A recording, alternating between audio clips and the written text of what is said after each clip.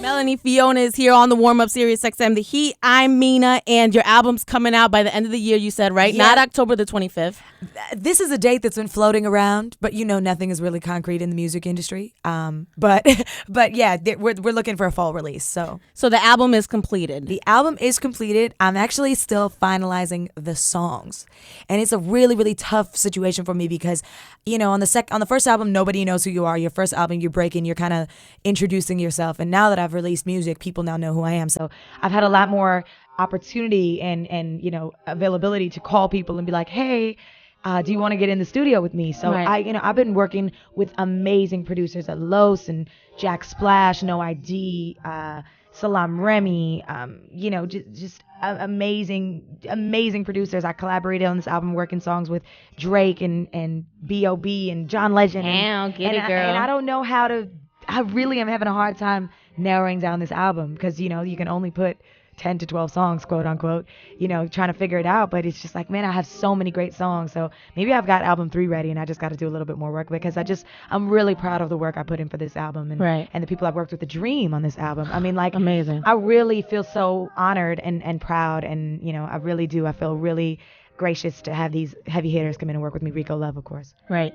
The Bridge, Grammy nominated a song on there, right? Yes. Amazing album, your Thank debut you. album. What do you think you've done different to take this project to another level? Because that's a hard feat to overdo. It is, you know, I never expected it to happen so soon.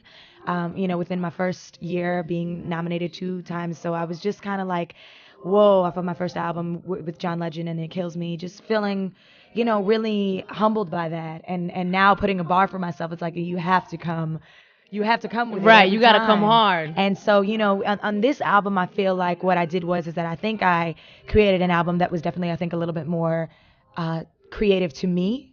And I really stretched and I pushed myself to try new things and work with people that I never may have thought I would have been able to work with. And it was really a really great eye-opening and learning experience for me. Even songs that may not make this album, I think it was important for me to spread my wings and try certain things because I've learned so much, I've absorbed so much, and so I want to figure out how I'm going to make a career for myself when it just comes down to me and you know, when it's in my hands. So just getting out there and making music and just really pushing myself to try different things. Well, I like that you stay very true to your sound. And as an R&B artist, I know R&B is in kind of a iffy place right now. Do you get pushed to do more commercially sounding songs? You know, sometimes I do. I can't lie. You know, some people have a vision of more so of, you know, a hit record versus a solid album. And I'm still an artist at the end of the day, so my focus is always making an amazing body of work. And so it's easy to just go out there and have a great song that's like great for any female R&B artist, or it's a guaranteed hit, like it's a #1 record. But I feel to keep a little bit more of integrity about myself, so I don't really want to have to do anything that I don't feel is me, and I feel like my audience will see that. Okay, so before you go, I follow you on Twitter. Yes. I've been reading your sass, girl, talking about stop hating on me. You don't know me. Keep my name out your mouth. What's going on? Who you talking to? Okay, so I don't like confrontation. I'm not a beef person. That's not my thing. I don't do with any of this for attention. If you ever read my tweets, like every day of the week, I do something new. So like Mondays are Mood Mondays, Thursdays are Twit Pick Thursdays, Wednesdays are Wisdom Wednesdays. So Friday, I do Say It Like It Is Friday. And I just feel like, you know what, sometimes you just need to be able to say what you want to say without judgment, without anybody, you know, picking you apart and pointing down every word that you're saying. And, you know, the fact of the matter is there are people out there that just are not happy for your success. And there are people out there that I've experienced that, you know, just like to say things like people do in every day about me, about you, about everybody, you know, that just feel like they have an opinion about something that they may not be educated on or know about.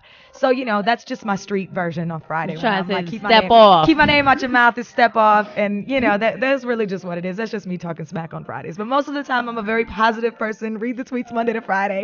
You'll get a better sense of it. But Friday, I just like to keep it real.